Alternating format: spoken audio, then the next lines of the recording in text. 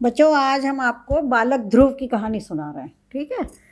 तो ये महाराज उत्तानपाद की 2 रानियाँ थीं। बड़ी रानी का नाम था सुनीति, उनके पुत्र थे ध्रुव, और उनकी एक और रानी थी रानी सुरुचि, और उनके पुत्र का नाम उत्तम था। तो बड़ी रानी जो थी वो विष्णु भगवान की भक्त थी और अपने बेटे को भी वो हमेशा अच्छी शिक्षा देती थी। ठीक है। और दूसरी रानी सुरुचि थी, उनके बेटे का नाम उत्तम था।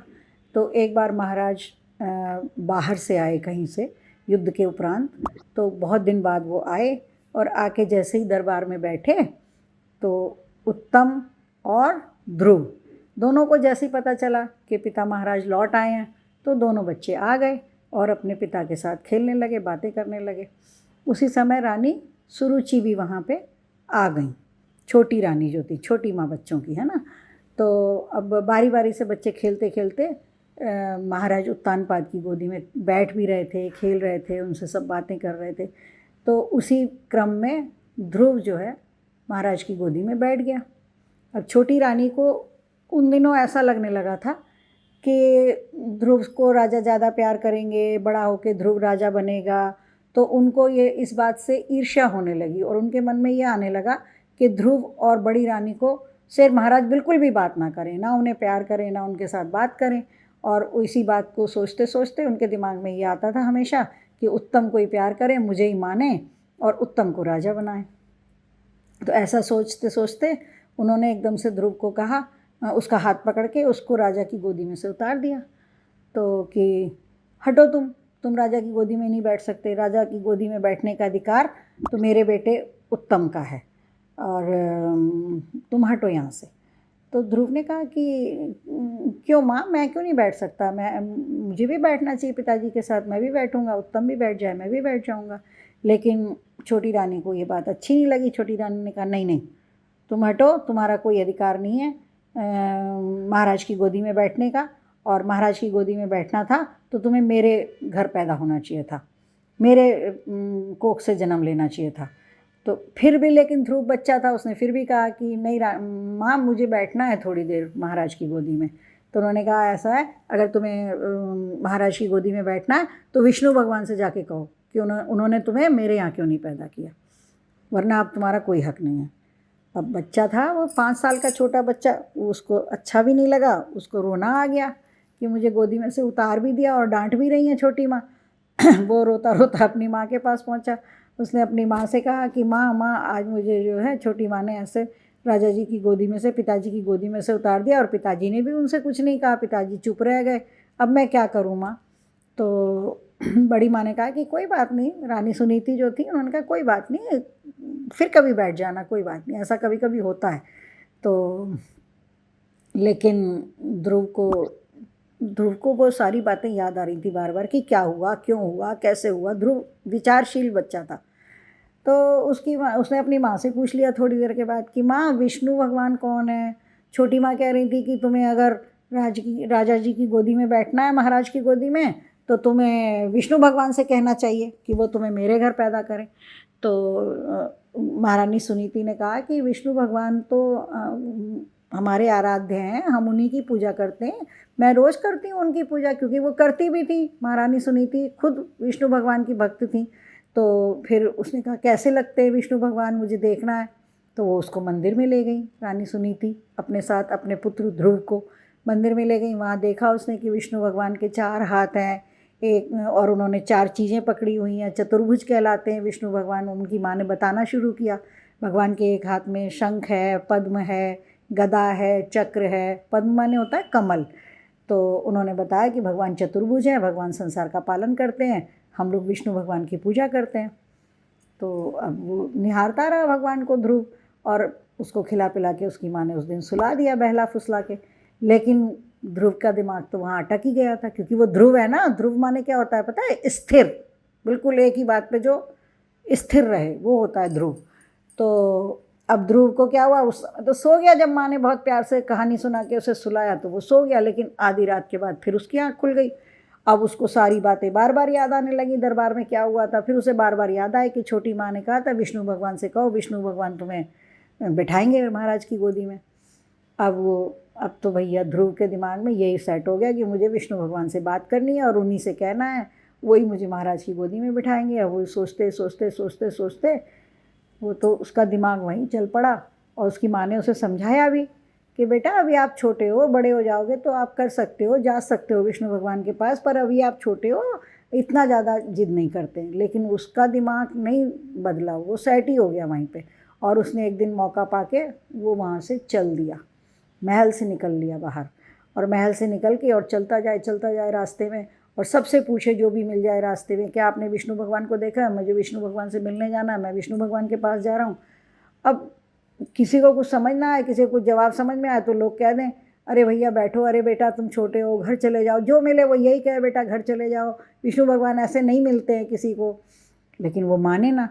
अब वो चलते चलते थक भी रहा है, भूख प्यास भी लग रही है, लेकिन उसको धुन ये है कि मुझे तो पहले विष्णु भगवान से मिलना। कई लोगों ने उससे कहा कुछ खा लो बेटा, कुछ पानी पी लो, घर चले जाओ, नहीं मान रहा था वो। अब ऐसे करते करते मैं विष्णु भगवान को मिलना है, मुझे विष्णु भगवान को मिलना है, चलता जा रहा है चलता जा रहा है चलता जा रहा है, बहुत दूर चला गया। उसको कुछ लोगों ने उससे माला वाला भी ले ली उसकी, क्योंकि राजकुमार था, उसने सब दे दिया। उसने कहा मुझे बस विष्णु भगवान का पता बता दो। तो वो एकदम ही निढाल होके ना गिरने वाला हो गया, ऑलमोस्ट बेहोश जैसा होने लगा, क्योंकि पानी नहीं पिया, खाना नहीं खाया। तो फिर नारद मुनि वहाँ पर आए, महर्षि देव ऋषि हैं वो, देवताओं के ऋषि। तो देव ऋषि नारद आए, उन्होंने भी कहा कि बेटा उठो, पानी पी लो, कुछ थोड़ा कोई फल वल खा लो, कोई चीज़ खा लो, तुम एकदम गिरने वाले हो, चक्कर खा के बेहोश हो रहे हो, और तुम अपने घर चले जाओ, इतने छोटे बच्चे हो, तुम्हारे माता पिता भी तुम्हें ढूंढ रहे हैं। क्योंकि जब सुबह उठ के रानी सुनीति को वो नहीं दिखाई दिया तो पूरे महल में खोज ढूंढ होने लगी, सब ढूंढने लग गए, कहाँ है ध्रुव, ध्रुव राजकुमार ध्रुव कहाँ है, लेकिन किसी को ही ना मिले। किसी को समझ ही नहीं आया कि वो इतनी दूर ऐसे जंगलों की तरफ चले गए हैं एकदम चलते चलते। तो वो तो देव ऋषि, नारद तो देव ऋषि थे, तो उन्होंने बताया कि तुम्हारे माता पिता तुम्हें बहुत ढूंढ रहे हैं, तुम जाओ बेटा अपने घर जाओ, पुत्र अपने घर जाओ। लेकिन ध्रुव ने कहा कि नहीं, घर नहीं जाना है मुझे तो विष्णु भगवान से ही मिलना है, ऐसा उसने बोला। तो उन्होंने कहा पानी तो पी लो, थोड़ा सा जल पी लो। तो उन्होंने कहा नहीं जल भी नहीं पीना। बोले नहीं जल पी लो, थोड़ा जल पियोगे थोड़ी ताकत आएगी, कुछ फल खाओगे तभी तो विष्णु भगवान से मिलोगे। तो उन्होंने समझा बुझा के उसको थोड़ा सा पानी पिलाया।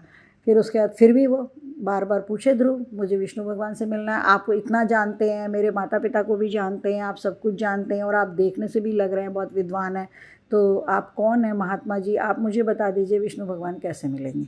जब वो बहुत जिद करने लगा, भोला वाला नन्हा सा बच्चा था 5 साल का, तो देव ऋषि ने सोचा कि इसे मंत्र बता देता हूँ विष्णु भगवान का, वही ठीक रहेगा। तो उन्होंने उसको छोटा वाला जो मंत्र है विष्णु भगवान का ना, ओम नमो भगवते वासुदेवाय, ये 12 अक्षर का मंत्र होता है, इसको 12 अक्षर मंत्र कहते हैं। तो नारद जी ने उसको वो सिखा दिया कि बेटा विष्णु भगवान के लिए ये मंत्र का जाप किया जाता है, तुम इसका मंत्र का जाप करो, ओम नमो भगवते वासुदेवाय, और इसका निरंतर जाप करो तो तुम्हें भगवान विष्णु मिल जाएंगे। अब ध्रुव लग गया भाई इसी लाइन पे। अब ध्रुव ओम नमो भगवते वासुदेवाय, ओम नमो भगवते वासुदेवाय, ओम नमो भगवते वासुदेवाय ऐसे करता रहा, निरंतर जाप करने लगा। तो नारद मुनि ने कहा कि ऐसे सड़क पे मत करो भैया, तुम ज़रा जंगल की तरफ चले जाओ, यहाँ तो कोई भी देखेगा तो तुम्हें परेशान करेगा।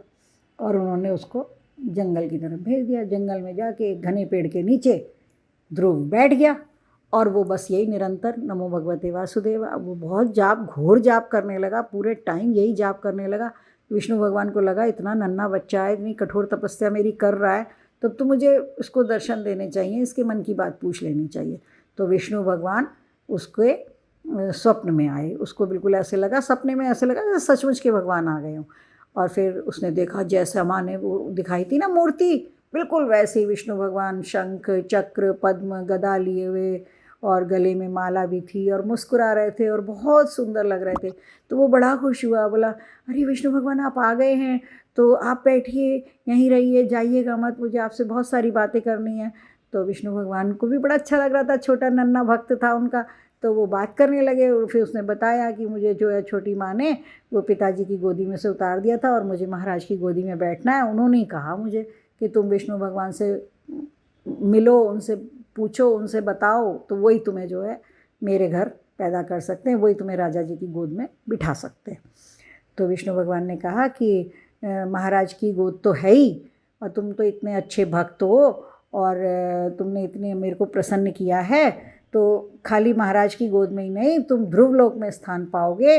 और उन्होंने फिर एक नॉर्दर्न डायरेक्शन में, उत्तर दिशा में एक तारा दिखाया और उन्होंने बोला आज से ये जो आसमान में तारा है ये बिल्कुल स्थिर रहता है, ये भी ध्रुवी है। तो अब दुनिया इसको ध्रुव तारे के नाम से जानेगी। और आपको पता है बच्चों, आज भी अगर आप सुबह के समय, सुबह 4 बजे के समय अगर आप नॉर्थ साइड में, उत्तर दिशा में देखो तो एक बहुत चमकीला तारा आपको दिखाई देगा और वो ध्रुव तारा है। और संसार उसको ध्रुव तारा ही बोलता है, सब लोग उसको ध्रुव तारा ही बोलते हैं, नॉर्थ स्टार भी बोलते हैं, इंग्लिश में भी बोलते हैं उसको नॉर्थ स्टार।